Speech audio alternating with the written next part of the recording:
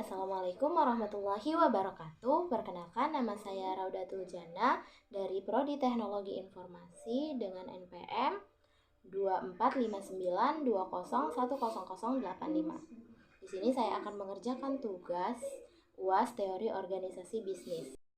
Di sini saya akan membahas tentang langkah-langkah dalam merencanakan SDM yang efektif.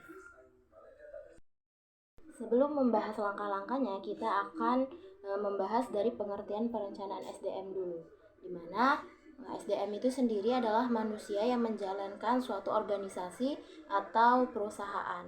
Ya, bisa kita sebut sebagai karyawan, seperti itu. Nah, untuk perencanaan SDM yaitu merupakan proses mengidentifikasi dan menganalisis kebutuhan SDM dalam sebuah organisasi atau perusahaan. SDM tidak hanya dipekerjakan untuk mencapai suatu tujuan perusahaan saja, tetapi mereka juga harus mendapatkan pelatihan dan juga pengembangan agar bisa memberikan kontribusi terbaiknya untuk kemajuan suatu perusahaan itu. Lalu, tujuan dari perencanaan SDM itu sendiri agar kebutuhan SDM dalam perusahaan terpenuhi secara kualitas maupun kuantitasnya, seperti itu. Nah, sekarang kita akan membahas langkah-langkahnya. Yang pertama adalah mengevaluasi persediaan SDM, di mana yaitu tim HRD harus melakukan penilaian terhadap ketersediaan SDM dalam perusahaan.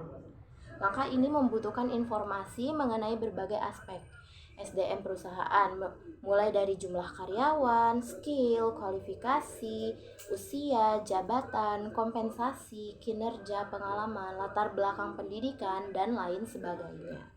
Proses evaluasi ini dilakukan dengan mewawancarai pimpinan departemen atau divisi perusahaan tersebut gitu. HRD juga akan mendapatkan informasi mengenai kualifikasi penting yang harus dimiliki serta mengetahui tantangan yang sedang dihadapi oleh karyawan di dalam sebuah tim itu. Seperti itu. Lalu yang kedua, menganalisis kebutuhan SDM pada masa mendatang.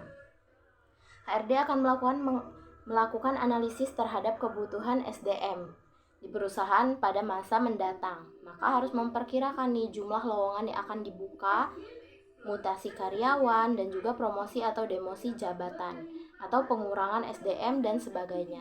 Tim HRD juga harus memperkirakan kejadian tak terduga seperti pengunduran diri atau pemutusan hubungan kerja (PHK) yang mungkin terjadi dalam perusahaan.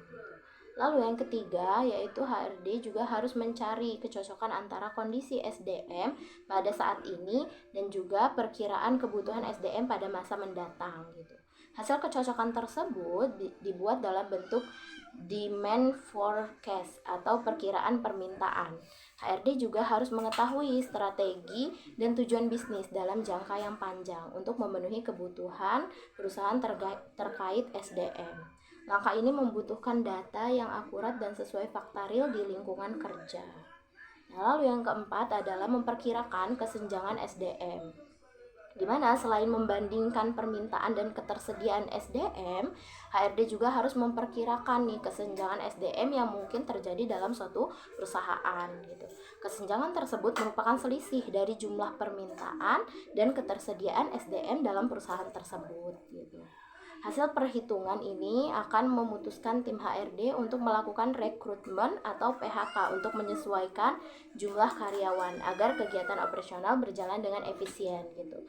Jika memang karyawannya kurang, berarti ya harus adanya rekrutmen gitu. Kalau karyawannya berlebih ya berarti harus adanya PHK atau pemutusan hubungan kerja, pemberhentian hubungan kerja. Pemutusan. Nah, lalu yang kelima yaitu adalah mengimplementasikan perencanaan SDM. Implementasi itu adalah proses pelaksanaan atau penerapan rencana, kebijakan atau strategi yang telah ditentukan. Tujuannya adalah mencapai tujuan organisasi dengan efektif dan efisien gitu. Nah, setelah mengimplementasi perencanaan SDM yang telah dibuat, proses implementasi ini tentunya membutuhkan strategi agar prosesnya berjalan sesuai tujuan yang ingin dicapai. Langkah implementasi bisa berupa rekrutmen, seleksi, promosi jabatan, mutasi, pelatihan, dan lain sebagainya.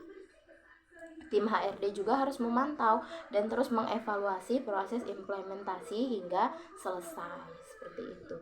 Mungkin cukup sekian saja yang bisa saya sampaikan. Kurang dan lebihnya saya mohon maaf. Saya akhiri. Wassalamualaikum warahmatullahi wabarakatuh. Bye.